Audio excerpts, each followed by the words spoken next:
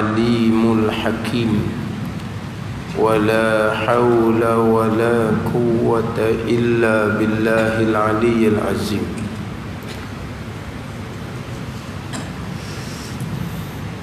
Kitab Penawar Bagi Hati, muka surat 21.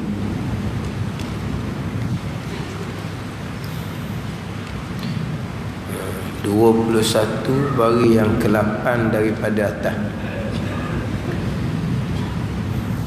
Qala al-muallifu rahimahullahu ta'ala wa nafa'ana bi'ulumihi amin.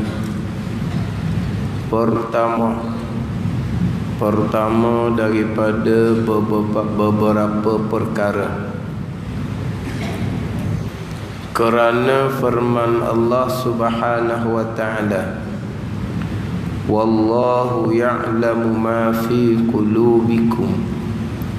Artinya, dan Allah Ta'ala mengetahui ia akan barang yang di dalam jantung kamu, di dalam hati-hati kamu. Maka hendaklah kita takut daripada mengetahui oleh Allah Subhanahu wa ta'ala pada jantung kita, pada hati kita akan kejahatan. Pertama daripada beberapa perkara, kenapakah lazim oleh kita, wajib oleh kita bahawa memelihara hati daripada kelakuan sifat-sifat dicela, dan wajib kepada kita menghiasi hati dengan segala sifat-sifat yang dipuji kerana beberapa perkara. Mana pertama daripada beberapa perkara didatangkan 5 kerana. Kerana beberapa perkara didatangkan 5 kerana. Didatangkan 5 kerana. Kenapakah wajib atas kita memelihara hati daripada segala sifat-sifat yang dicela, dan kenapakah wajib menghiasi hati dengan segala sifat-sifat yang dipuji? Kerana beberapa perkara, yakni 5 perkara, 5 kerana. Kenapakah kita wajib memelihara hati daripada sifat yang dicela dan menghiasi hati dengan sifat yang dipuji? Mana beberapa perkara, beberapa kerana, beberapa sebab. Pertama daripada beberapa sebab, beberapa kerana, kenapakah wajib memelihara hati daripada sifat yang dicela dan menghiasi hati dengan sifat dipuji? Kerana firman Allah Subhanahu wa ta'ala, wallahu ya'lamu ma fi qulubikum. Surah Al-Ahzab ayat yang ke-51. Wallahu ya'lamu ma fi qulubikum wa kana Allahu aliman halima. Artinya, dan Allah Subhanahu wa ta'ala mengetahui ia Allah akan barang yang, akan sifat-sifat yang di dalam jantung kamu, di dalam hati kamu. Allah Ta'ala mengetahui akan barang yang, akan kelakuan, segala kelakuan, segala sifat-sifat hati yang di dalam jantung kamu. Tuhan tahu apa yang ada dalam hati kamu.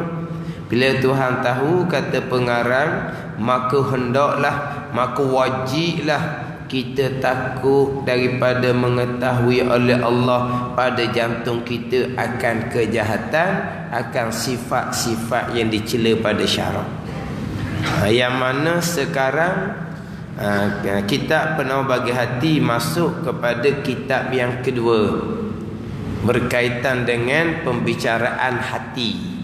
Yang mana pembicaraan hati hak qalbun ruhaniyun, hak dalam hati tu. Yang mana pembicaraan di dalam hati ni berkaitan dengan sifat-sifat yang datang ke atas hati kita, inilah maudhu' ataupun pembicaraan dalam ilmu tasawuf, yang mana dalam kitab penawar bagi hati yang terdahulunya, di kitab yang pertama pada menyatakan pelihara 7 anggota zahir. Pelihara 7 anggota zahir: mata, telinga, lidah, perut, kemaluan, kaki dan tangan. Itu masuk dalam pembicaraan ilmu fiqh, itu hak zahir. Tapi sebelum nak bicara hak hati, bicara hak zahir dulu, jaga anggota zahir dulu. Kemudian dalam kita pelihara anggota zahir tidak akan sempurna, melainkan kita kena pelihara akan raja kepada sekalian anggota di tubuh kita, iaitu hati. Jadi bila pergi pada pembicaraan hati, ni masuklah maudhu' pembicaraan dalam ilmu tasawuf. Tapi sebelum nak bicara ilmu tasawuf hati, kena pelihara hak zahir dulu. Fiqh kena comel dulu. Sebelum nak bicara fiqh, pegangan tauhid kena comel dulu. Yang mana dalam kitab penawar bagi hati ini, pembicaraan berkaitan dengan sifat hati, dibicarakan 10 sifat mazmumah, kemudian dibicarakan 10 sifat mahmudah, sebagaimana dalam kitab Imam Ghazali, kitab Arba'in fi Usuluddin. Kitab Imam Ghazali, kitab Arba'in fi Usuluddin, bukan Arba'in hadis 40 tu Imam Nawawi. Ni Arba'in fi Usuluddin. Sebab di dalam tu ada 40 tajuk. Dalam kitab Arba'in fi Usuluddin ni tapak agama kira-kiranya. Tapi di dalam kitab Imam Ghazali Arba'in fi Usuluddin ni, dia ada pembicaraan 40 pembicaraan. Sebab dalam kitab Arba'in fi Usuluddin, kitab Imam Ghazali, dia datangkan 4 bahagian dalam tu. Satu bahagian 10 tajuk, satu bahagian 10 tajuk, 4 bahagian 40 tajuk. Ada kitab Arba'in, lah kitab 40 ni. Arba'in tu 40 lah. Jadi dia ada 40 tajuk. Di bawah 4 bahagian: Al-Qismul Awal, Al-Qismus Sani, Al-Qismus Salis, Al-Qismul Rabi'. Dia ada 4 bahagian. Al-Qismul Awal Tauhid. Al-Qismul Awal Tauhid. Bahagian pertama Tauhid, dia ada 10 tajuk. Tajuk pembicaraan zat, pembicaraan takdis, menyucikan Allah daripada menyamai makhluk, pembicaraan qudrah, pembicaraan sifat iradah, pembicaraan sifat ilmu, pembicaraan sifat iradah, sama, basar, kalam, sampai ke 10 bab. Yang mana dalam kitab Arba'in fi Usuluddin, di bawah tajuk iradah panjang. Di bawah tajuk iradah panjang. Pembicaraan apa tu? Pembicaraan bab qada dan qadar Allah Subhanahu wa taala. Panjang di bawah tajuk iradah. Masuk bahagian yang kedua. Bahagian kedua ni bahagian fil a'mali zahirah. Pada amal-amal hak zahir, fiqh. Dia ada 10 tajuk. Dia ada tajuk sembahyang, zakat, puasa, haji, membaca Al-Quran, berzikir, tuntut halal, menunaikan hak-hak sesama orang Islam, suruh makruf, cegah mungkar. Dia ada 10 tajuk. Dalam bahagian kedua hak fiqh, dia ada perbicaraan berkaitan dengan solat, sembahyang. Ketiga pembicaraan berkaitan dengan tazkiyatul qalbi anil akhlaqil mazmumah. Nak menyucikan hati, nak membersihkan hati daripada sifat-sifat dicela, didatangkan 10 bab. Sama dalam kitab Pena Bagi Hati. Jadi bahagian yang keempat, pembicaraan berkaitan dengan sifat-sifat yang dipuji. Dia ada 10 bab. Sama dalam kitab Pena Bagi Hati. Jadi dalam kitab Pena Bagi Hati ni sebahagiannya ambil dalam kitab Arba'in fi Usuluddin. Tapi nak ceritanya, jalanan Imam Ghazali rahimahullah dimulai dengan tauhid, fiqh, pergi yang ketiga tasawuf. Ini perjalanan Imam Ghazali rahimahullah. Begitu juga kalau kita buka kitab Ihya Ulumuddin. Kitab Ihya Ulumuddin di awalnya tajuk ilmu. Dia ada 7 bab pembicaraan tajuk ilmu. Kemudian dia pun masuk tajuk yang pertamanya lepas daripada bicara ilmu, tajuk akidah. Dia ada 4 tajuk, 4 bab. Kemudian masuk bab taharah, masuk bab semayang. Dan kitab Ihya Ulumuddin, kitab tasawuf Imam Ghazali. Tajuk ilmu 7 tajuk. Sebab dalam tu Imam Ghazali tekan berkaitan dengan ilmu ni sendiri. Adab belajar, adab mengajar, ditekan dalam kitab Ihya Ulumuddin. Kemudian didatangkan ilmu-ilmu yang dicela pada syarak. Di antara ilmu dicela pada syarak, duk mengaji ilmu halu-halu, ilmu seni-seni, ilmu sir-sir, ilmu makam-makam, ilmu hak kasar-kasar, ilmu hak zahir-zahir, hak fardhu ain ni tak mengaji, itu dicela. Itu dalam kitab Ihya Ulumuddin. 3 ilmu yang dicela. Ilmu sihir, ilmu nujum, kita maklum. Satu ilmu laginya, dia ngaji ilmu hak halu-halu, hak seni-seni, hak sir-sir, hak makam-makam tu, hak ahwal-ahwal tu. Cerita bab makam. Tapi ilmu hak zahir-zahir, ilmu hak kasar-kasar, hak fardhu ain pegangan, fardhu ain fiqh, fardhu ain tasawuf, dia tak ngaji. Itu dicela dalam kitab Ihya Ulumuddin. Ini hak jalanan Imam Ghazali rahimahullah. Tauhid, fiqh, tasawuf. Termasuk dalam kitab Arba'in fi Usuluddin, dia ada 40 tajuk besar. Dia ada 4 bahagian. Bahagian pertama tauhid 10 tajuk. Bahagian kedua fiqh 10 tajuk. Bahagian ketiga sifat mazmumah 10 tajuk. Bahagian keempat sifat mahmudah 10 tajuk. Hak ketiga keempat tu tasawuf. Tapi yang pertama tauhid, yang kedua fiqh.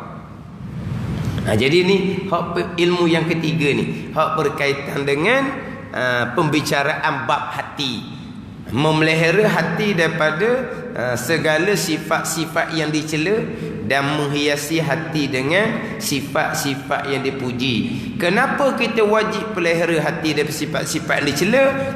Kerana beberapa perkara, 5 kerana. Yang pertamanya, kerana Allah mengetahui apa yang ada dalam hati kita. Maka kata pengarang, maka hendaklah kita takut daripada mengetahui oleh Allah pada jantung kita akan kejahatan. Kita ni bukan kita berhadapan sesama kita. Kalau kita berhadapan sesama kita pura-pura tak ada masalah. Kita buat manis muka, cakap manis, cakap lembut, orang tak ada masalah dah kitanya. Kok dalam kita punya perancangan, orang tak tahu. Tu kita sesama kita. Sekarang ni, ini dalam bab agama. Kita dengan Allah Subhanahu wa ta'ala. Allah mengetahui, Allah yang maha yang khabir. Khabir ni Allah mengetahui hak batin sebagaimana Allah mengetahui hak zahir. Allah, innallaha khabirum bima tasna'un tu, Allah khabir. Allah mengetahui hak batin sebagaimana Allah mengetahui hak zahir. Di dalam awal kitab, innallaha khabirum bukan bima tasna'un. Apa di awal kitab? Saya tak ada di awal, cari habis dah. Apa di awal kitab?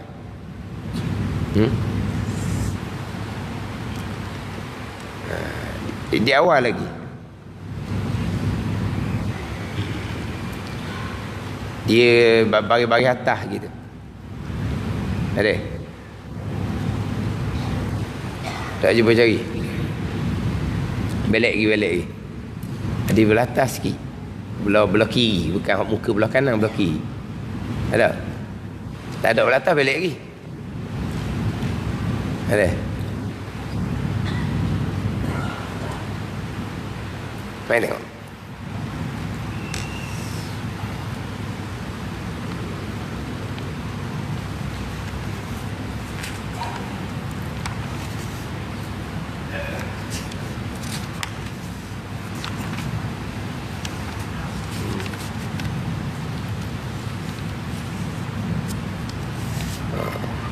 Surat 6. Innallaha khabirum bima yasnaun.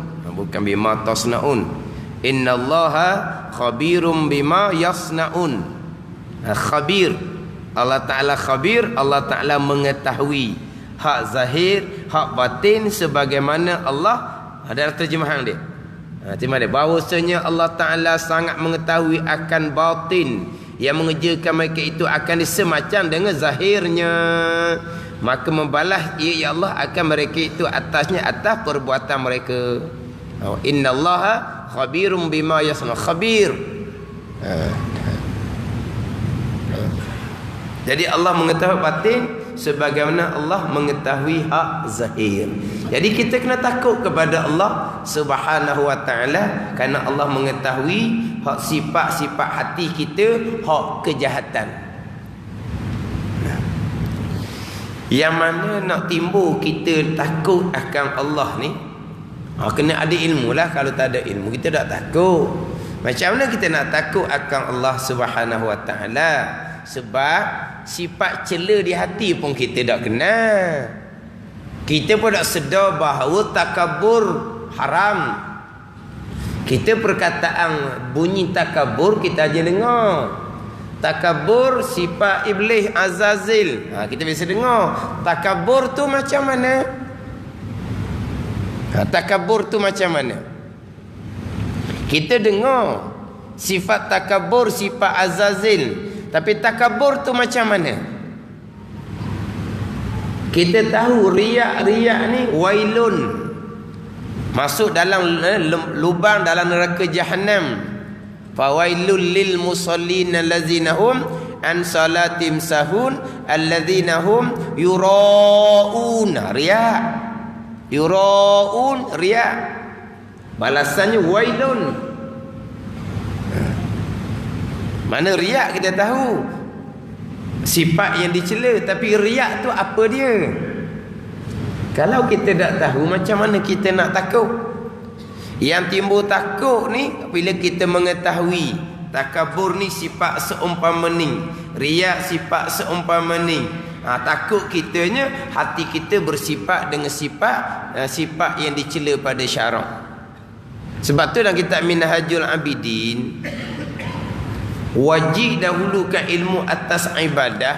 Salah satu kerananya adalah kerana supaya kita takut akan Allah sebenar-benar takut. Sebab orang yang takut akan Allah ni orang yang mengetahui.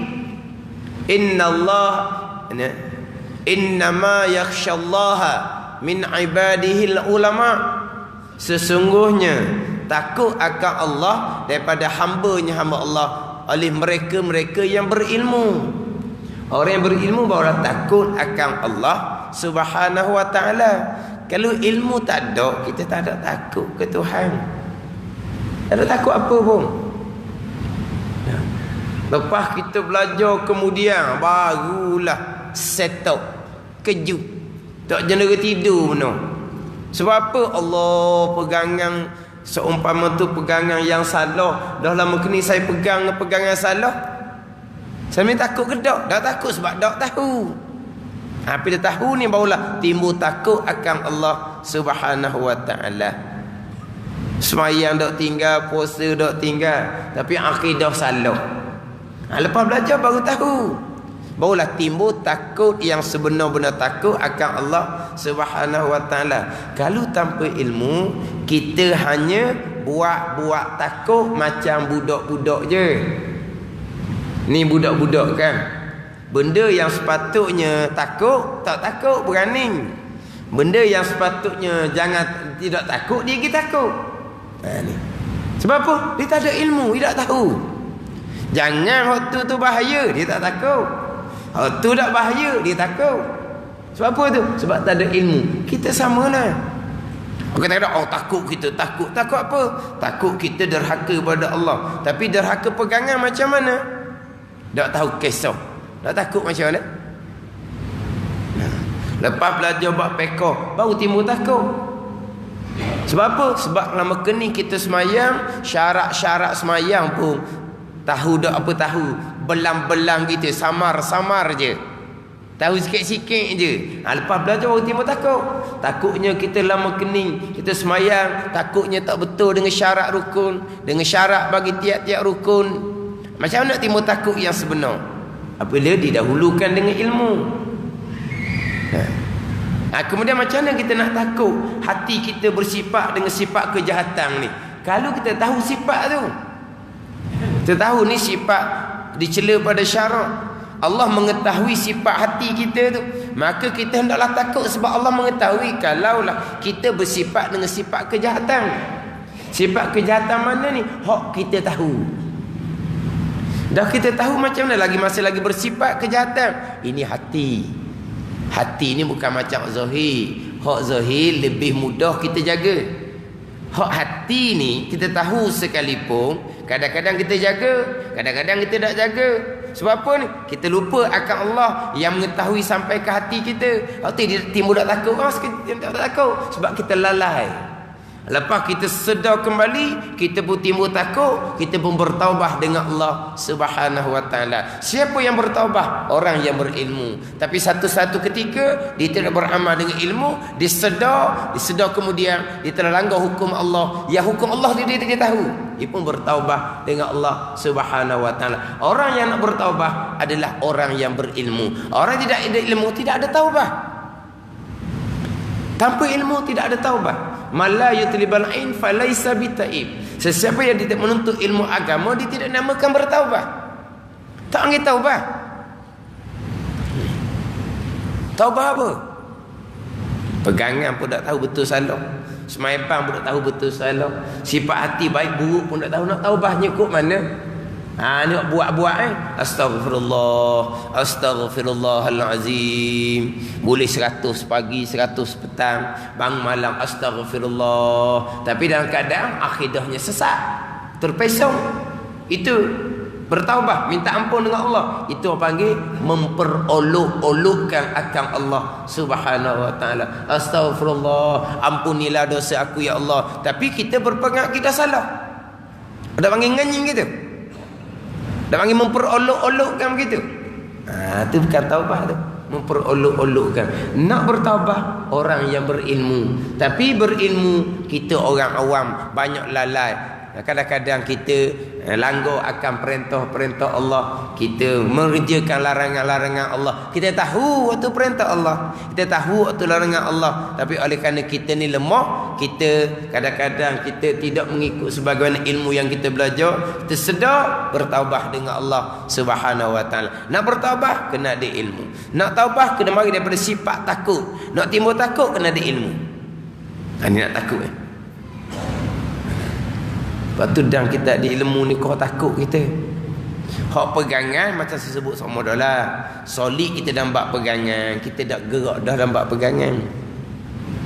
Dah gerak dah. Tak kesok dalam bab pegangan. Kuat ke tak kuat aja. Pegangan kita tetap dah. Tapi pegangan kita kuat ke tak? Itu mari daripada amal ibadah. Kalau kita bab semayang, kita kemah dah. Bukan setakat kita kemah, kita mengulangi. Tu dalam bab amal mudah jaga. Ni. Riya, ujub, takabur. Riya, ujub dengan ilmu. Riya, ujub dengan amal. Ilmu bertambah, amal bertambah. Lepas tu godaan riya, ujub, takabur bertambah. Sebab apa? Sebab syaitan nak goda kok mana lagi? Nak goda bab pegangan. Kita dah gerak dah bab pegangan. Kemah dah kitanya. Syaitan nak goda kita jangan semayang. Dalam keadaan jangan semayang tu kok mana pun kita semayang. Nak goda supaya semayang, buat lebih kurang. Hukum hakam tak usah dia jaga. Kita tahu hukum hakam. Tak usah nak goda lah. Syaitan dia nak goda lah kitanya. Semayanglah kamu, biarlah najis tak najis pun. Dah. Kita jaga dah tunya. Ni hak hati ni. hak sasaran besar paling utama sebab hak duduk dalam pegangan comel, semayang bang comel, kemudian ketaatan ilmu-ilmu berarti pun cukup dah pengetahuan kitanya. Dia dah mari riya, ujub, takabur, hasad, dia mari tu. Dia mari tu lah pulaknya. Dia mari hak godaan, hak sifat-sifat hati. Sebab itulah dia cerita bab ilmu ni sebenarnya tak cerita bab ilmu macam saya sebut samalah. Ilmu ni ilmu tetap dah. Ilmu tetap dah. Tak mengaji ilmu fardhain, tak usah duk cakap apalah tu. Dia musing kat mana pun, dia lakon kat mana pun, dia dekor pada dekor. Dia dekor kat mana pun, dia gayung kat mana pun, senyum sudah. Oh dah kira kata. Dia musing lah gitulah, ginilah, begitulah, beginilah fardhain tauhid belajar kedah.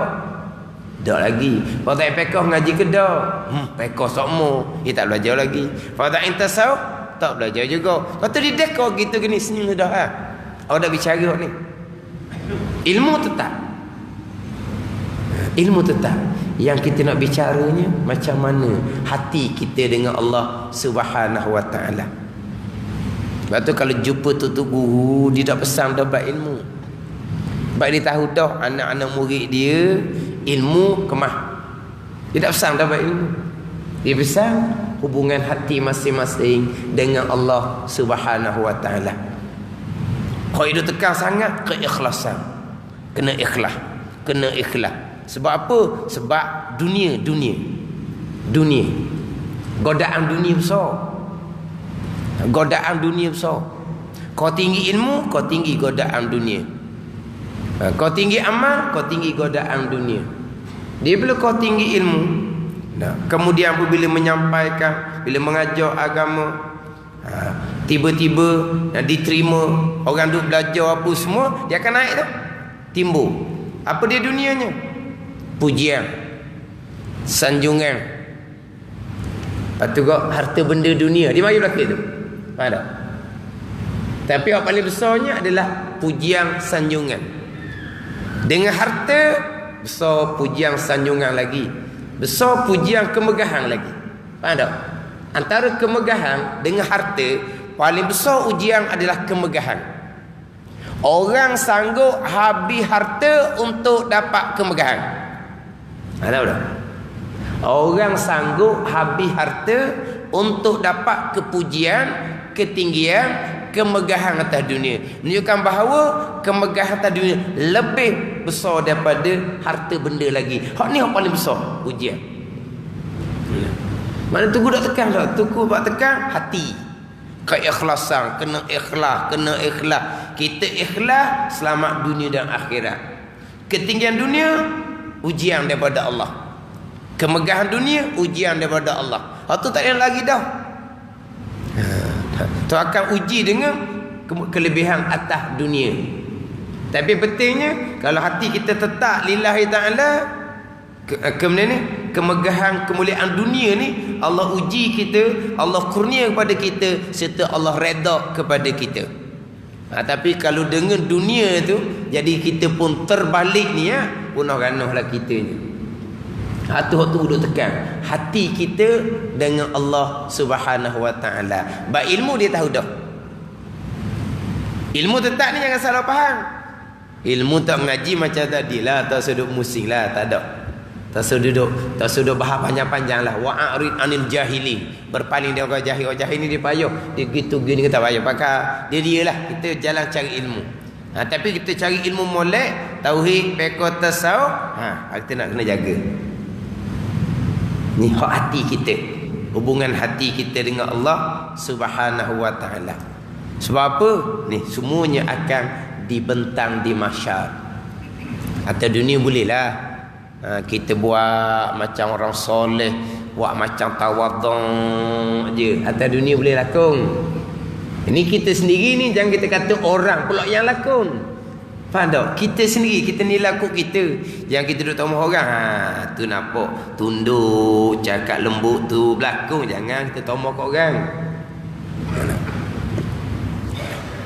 Waktu tu duduk tekannya hati masing-masing dengan Allah Subhanahu wa taala. Alhamdulillah kita apa yang kita ada. Tapi kita nak riak, wujud, takabur. Kita tahu dah ke? Kita ahli syurga, tahu dah.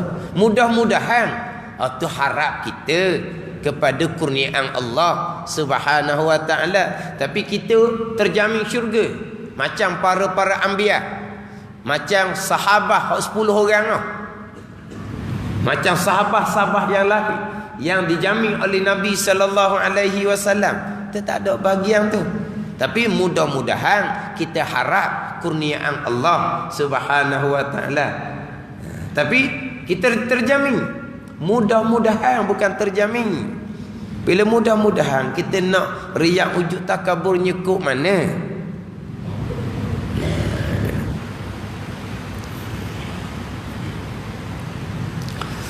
Sebab tu dia ilmu tauhid, ilmu fiqh ni kemah molek. Kita boleh. Ni bukan surat seumpama ni. Teguh kata ilmu tauhid, ilmu fiqh, kejak dah akidah kita tak gerak dah, mayabang kita pun dengan ilmu dah. Mana kalau kita dalam keadaan kekangan masa, tak ngaji dah apa dah. Tak ngaji dah apa dah sebab kita pegangan faham molek dah. Bab fiqh ibadah semayang kemah molek dah dengan ilmu dah. Ilmu tasawuf pun kemah dah. Tapi ilmu tasawuf walaupun kemah dah, dia tak boleh tinggal belajar. Berapa kita lupa ke pembicaraan sifat-sifat? Kita tak lupa. Kita mengaji molek 10 sifat mazmumah dalam kitab Penuh Bagi Hati, 10 sifat mahmudah dalam kitab Penuh Bagi Hati. InsyaAllah kita tak lupa dah sifat tu. Tapi kita lupa betul amal. Sifat kita tak lupa dah. Riak wujud takabur kita kenal sangat dah. Riak apa kita boleh cerita, riak tu apa. Takabur apa kita boleh cerita. Wujud apa kita boleh cerita. Ilmu. Tapi amal, mana amal? Memelihara hati daripada sifat cela. Amal ni macam mana? Dia kenapa? Kena royak sokmo, kena tekan sokmo. Dan terutama sekali kepada orang mengajar. Nak tekannya apa? Tekan ilmu tasawuf. Terutama sekali orang mengajar, orang belajar pun sama. Ilmu fadhil tasawuf memang kemah dah, tak boleh tinggal. Sebab amalan kita pegangan tak bergerak. Amalan semayang bang kita tak gerak. Ilmu serta amal tak gerak. Ilmu tasawuf kemah. Amal tasawuf lolek. Kena ulang semua. Ada. Kita belajar kemah molek dah. Pernah tinggal semayang?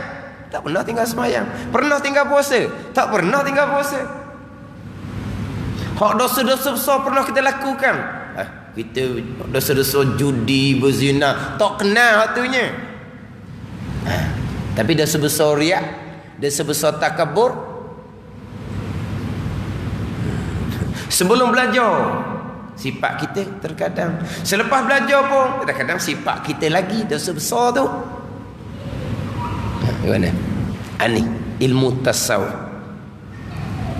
Tapi jangan salah faham ni, tauhid fiqh tinggal awal-awal tak mengaji, tu dak bilang tu. Tapi kalau kita ni sebab kita orang kampung ni, tauhid fiqh pun tak boleh tinggal sebab kita ngaji pun kodo-kodo. Bukan ngaji kemah molek, kemahlah kodo-kodo. Kena ulang lagi. Tapi mana kalau macam orang ngaji pondok, dia ngaji tauhid tu dak cerita dah. Dia ngaji fiqh bab ibadat tak ada masalah dah. Tasawuf fadha'in tak ada masalah. Tapi ilmu amal dia kena ulang semua. Tak tasawuf kena ulang semua. Penting ilmu tasawuf ni. Tapi ada orang penting ilmu tasawuf, tauhid dak cara, fiqh dak cara, wa'rid anil jahilin, berpaling daripada jahil seumpama ni. Tauhid tak ada, fiqh tak ada, tu jahil. Kita nak bicara ni hak ikut garis. Tauhid, fiqh, tasawuf. Kena fokus sekarang tasawuf. Hak berkaitan dengan sifat-sifat hati. Yang mana dalam hati kita ni baik ke buruk, Allah mengetahui sampai ke dalam hati kita. Maka kerana inilah kita wajib pelihara hati daripada sifat-sifat dicela, kerana Allah mengetahui akan sifat-sifat yang di dalam hati kita. Itu sebab yang pertama. Dan yang kedua, Kenapa kau kita wajib memelihara hati daripada sifat yang dicela? Wajib kita menghiasi hati dengan sifat yang dipuji. Kerana bersabda Nabi sallallahu alaihi wasallam, innallaha la yanzuru ila suwarikum wa absyarikum wa innama yanzuru ila qulubikum. Artinya bahawa Allah Ta'ala tiada menilik ia kepada segala rupa kamu dan segala badan kamu. Hak zahir-zahir ni Tuhan tidak tilik. Tuhan tidak tilik, Tuhan tidak ambil kira. Bukan Tuhan tak tilik, Tuhan tak tengok, Tuhan tengok belaka. Tuhan tak tilik, Tuhan tak ambil kira hak zahir tu. Dan hanya senya menilik ia, mana ambil kira Allah Ta'ala kepada segala jantung kamu, segala jala jantung kamu, yakni hati-hati kamu. Maka ni huraian, maka jantung itu ni hati rohani ni sifat hati dalam ni tempat tilik Allah Ta'ala. Hati ni tempat tilik Allah. Maka tiada patut bagi kita menghiasi muka kita jua yang ia tempat tilik manusia. Dan ni padahal kita biarkan jantung kita, hati kita kotor, berlumur dengan segala sifat kecelaan yang ia hati kita ni tempat tilik bagi Tuhan kita. Bahkan sayugia bagi yang berakal membersihkan jantungnya dan menghiasinya lebih bersangatan daripada membersihkan dan menghiasi mukanya. Panjang huraian dia tu. Dia lafaz hadis ni, banyak lafaz hadis ni. Ada hadis innallaha la yanzuru ila a'malikum, amal-amal kamu Allah tilik hati kamu. Maknanya sekarang Allah tak tilik zahir. Mana zahir tu rupa parah comel ke tak comel, Tuhan tak tilik. Tubuh badan tu macam mana Tuhan tak tilik, Tuhan tilik hati. Dalam hadis yang lain, Tuhan tak tilik kepada amal-amal zahir kamu sahaja, tapi Allah Ta'ala tilik sampai ke hati kamu. Itu dalam hadis yang lain. Maknanya semayang kita, ibadat kita dengan semayang, dengan mengaji Quran, dengan berzikir kita, Allah tak tilik waktu saja, Allah tilik sampai ke hati. Semayang kamu ikhlas ke tak, ngaji Quran ikhlas ke tak, berzikir ikhlas ke tak. Tapi nak cerita semayang, ngaji Al-Quran, berzikir ni dengan ilmu belaka ni. Semayang, ilmu tauhid, pekoh kemah, ngaji Al-Quran pula. Hak dia ngaji Al-Quran dengan ilmu, dia baca Al-Quran tu dengan ilmu. Kemudian dia bukan hanya baca Al-Quran, akidah pun akidah Al-Quran. Maknanya hak perintah-perintah dalam Quran dia amal belaka. Itu orang baca Quran. Kalau baca Quran saja, bacaan betul, akidah Quran pun tak reti, hak tu tak betul pegangan, Al-Quran kan laknat baliknya. Ini baca Quran yang sebenar. Siapa baca Quran yang sebenar? Dia baca Quran serta berakidah dengan akidah Al-Quran, dia beramal dengan amal Al-Quran, hak tu wajib. Kemudian wajib laginya dia membaca Al-Quran mesti betul hukum hakam bacaan. Tu wajib. Nah, tanda dia baca Al-Quran sunat, jaga hukum hakam dalam Al-Quran wajib. Tanda ni pelik tak? Gini kita semayang rawatib, apa hukum? Sunat. Kita jaga hukum hakam dalam semayang rawatib, apa hukum? Ke kerana semayang sunat rawatib Fatihah tak baca, dah apa tau? Rokok tak taman ninah, dah apa? Main sunat je. Begitu boleh? Semayang rawatib sunat, tapi jaga hukum hakam tu wajib. Baca Al-Quran sunat. Ketika baca Al-Quran, jaga hukum hakam tu wajib. Jadi dia pun baca Al-Quran betul dengan hukum hakam. Itu kewajipan. Berakidah dengan akidah Al-Quran itu tak dah. Kemudian baca Al-Quran yang mana betul dengan hukum hakam baca Al-Quran, ikhlas ke tak? Tuhan tilik sampai ke hati. Bukan bunyi kot zahir je comel, bukan. Sampai ke hati. Faham tak? Dia baca Al-Quran, dia berakidah dengan akidah Al-Quran. Tetapi hak Quran perintah dengan Tuhan perintah keikhlasan. Quran larang sifat-sifat riak contohnya. Dia beramal tak sampai ke hati. Hak Quran yang dibaca tu, Tuhan tilik sampai ke hati. Ini Tuhan tilik ke hati ni. Bukan mana hak zahir tu boleh buat lebih kurang, bukan. Orang sekarang kan, tak apa, tak tutup aurah pun, hati baik. Oh, tu jeng awal-awal tu. Tapi kalau aurah tutup pun hati tak baik. Aurah tutup, hati tak baik. Tutup aurah, lepas dah satu kewajipan. Hati tak baik, baikilah. Tapi kalau tidak tutup aurah, hati baik. Kalau hak zahir, hak orang tahu betul salah, baik buruk pun kita boleh langgar hak buruk. Hak salah kita boleh buat, hak hati kita kata baik pula. Kerana lah ni macam-macam lah ni. Jadi satu benda pula dah. Nak tutup kepala, tak mau tutup kepala, macam-macam pula jadinya. Jadi satu kemegahan pula dah lah ni. Ni dunia akhir zaman. Dunia akhir zaman. Nak kata kan. Tapi hak menggunakan ayat, Tuhan tilik hati. Tuhan tak tilik zahir. Tuhan tidak tilik zahir saja sebagaimana tilikan manusia. Tilikan manusia, tilik zahir. Dan kita pula apabila tengok zahir baik, kita kena zon baik. Zannu bil mu'minina hasana, Nabi kata.